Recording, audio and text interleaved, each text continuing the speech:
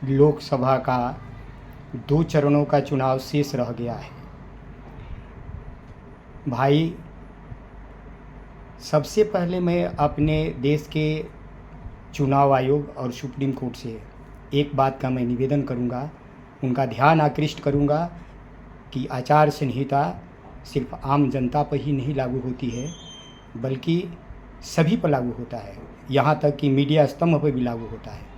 हमारे मीडिया स्तंभ के लोग चुनाव के समय बूथ पर उपस्थित रहे, मैं इसके लिए खेद नहीं प्रकट करता हूँ, चाहे विरोध भी नहीं जता रहा हूँ, लेकिन उनका ध्यान मैं आकृष्ट करना चाहता हूँ कि मतदान करने के लिए जो मतदाता, माताएं, बहनें, भाई, कोई भी गांव के ग्रामीण लोग जा रहे हैं, जाते समय या उधर से जब मतदान करके लौटते हैं तो आते समय उनको रोक करके अपनी तिखी प्रश्न के द्वारा या किसी मानसिक विचार के द्वारा उनके अंदर में, उनके मन में कोई बात या प्रश्न खड़ा करके ये जानने की जो कोशिश करते हैं आप, ये सही नहीं है। क्यों? क्योंकि मतदाता किसको वोट दे करके आए हैं, किसको मतदान करके आए हैं, इसका जानने का हक आपको नहीं है।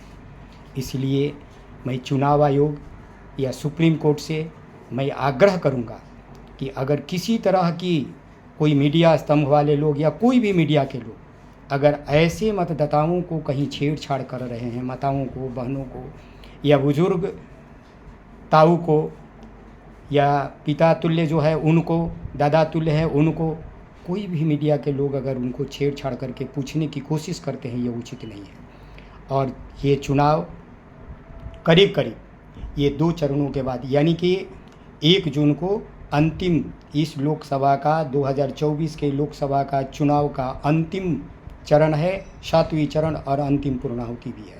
हे जनता जनार्दन, अंत में चलते चलते मैं अब यही कहूँगा आपसे कि आप 75 सालों में आपके पुरखे पुरनिया यानी पूर्वज भी वोट देते आए हैं, आप भी दे रहे हैं, नई पीढ़ी भी दे के हाथ में भी दे करके ये जाएंगे। आप ज़रा सोचें कि ये परिवर्तन और बदलाव नहीं आ रहा है तो इसका मूल में कारण क्या है? मूल में कारण हम हैं।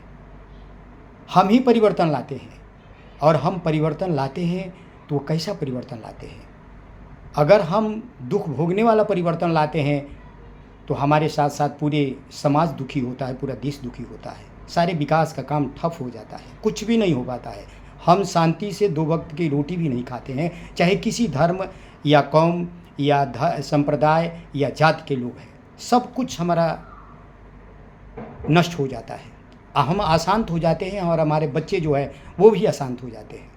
तो इस पर जरूर विचार कीजिएगा कि हमारे क्षेत्र का जो सांसद हो, चाहे वो किसी भी बिरादरी का हो, किसी धर्म से आता हो, किसी कौम का आता हो, अगर उसका चरित्र पवित्र है, शुद्ध है, पाक है, सबके हित में काम करने वाला है, दल बदलू नहीं होना चाहिए, बिकने वाला नहीं होना चाहिए, भ्रष्टाचारी नहीं होना चाहिए, वो 5 वर्ष आपके क्षेत्र में नहीं आने वाला ऐसा व्यक्ति नहीं होना चाहिए। बड़ा शान से लोग कहता है मैं 7वीं बार, 8वीं बार, 9वीं बार इस क्षेत्र का मैं सांसद हूँ।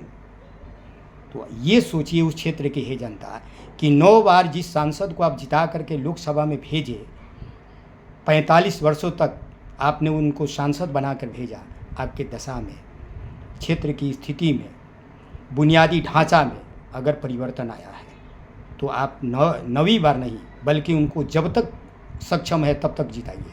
अगर परिवर्तन नहीं आया है तो ये सिलसिला बंद कीजिए, बिल्कुल बंद होना चाहिए। अब नई पीढ़ी परिवर्तन चाहती है, नई पीढ़ी को सुकून से जीने का कोई ना कोई रास्ता मिलना चाहिए, उसे कोई ना कोई रोजगार मिलना चाहिए, स्थिरता होनी चाहिए, शांति होना चाहिए, ये नई पीढ़ी चाहती है।